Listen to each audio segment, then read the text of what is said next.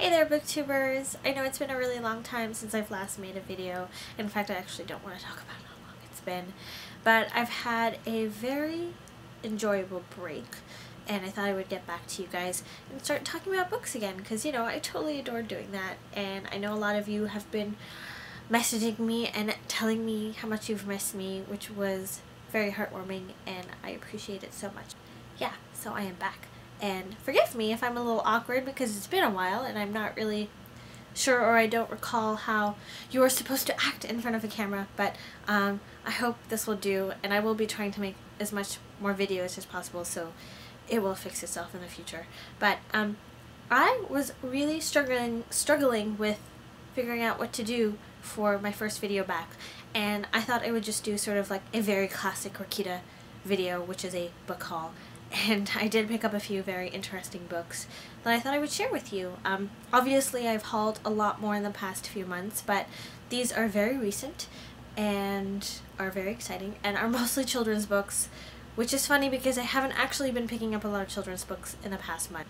Yeah, I'm just gonna go ahead and get started. So the first one I'm going to talk about is Smart, and this is a mysterious crime and detective children's book. This falls under the middle grade category, and it's by Kim Slater, this is her debut novel.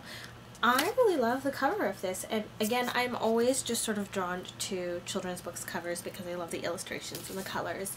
And to be fair, I am not exactly sure what this is about, although I know that it's about a very interesting little male character who sort of gets himself into a situation and he needs to figure it out or something like that. So of course my camera decides to shut off in the middle of me talking about a children's book, but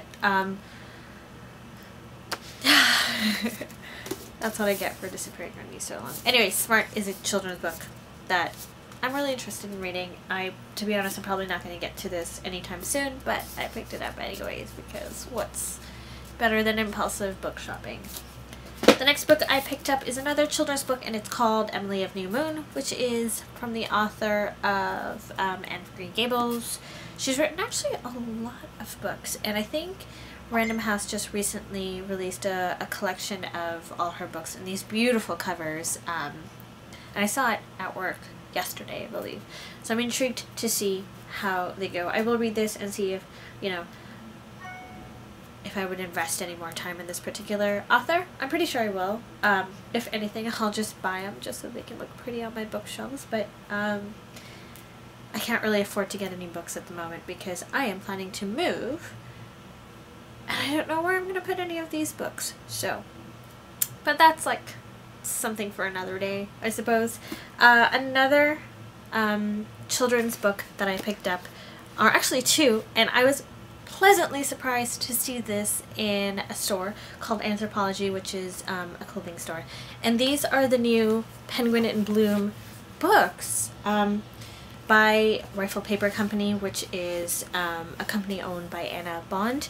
And I am a huge fan of their like prints and their cards and their phone cases and just her art in general, and I was so happy to see these. I'm going to pick up the other two, but the ones that I got was Little Women, which, oh, is so pretty. And look at the spine. Oh, it's beautiful. And the next one is A Little Princess. Again, with the spine. The other two, I think, is Heidi and Secret Garden, I think, are the other two ones, and I will most definitely pick those up. Then I got two regular literary fiction novels. The first one is The Remains of the Day, and I think this is a new edition as well, by Kazuo Ishiguro. He's the author of Never Let Me Go. I own that book. I have not read it. If it's a book that I like really need to read right away, I will. But this won the Booker Prize and has gotten a lot of great reviews. I'm not actually sure what it's about. Story of my life. I pick up books solely based on like the cover mostly. I did read the blurb. I was very intrigued. I believe it's a historical fiction novel. But yes, I will read that soon. Then I also ended up getting this very dull edition of Shirley Jackson's The Haunting of House Hill. I've been meaning to get a better edition of this book, but I think I was just so utterly impatient. Got this book instead because I really wanted to read it, and I am almost done.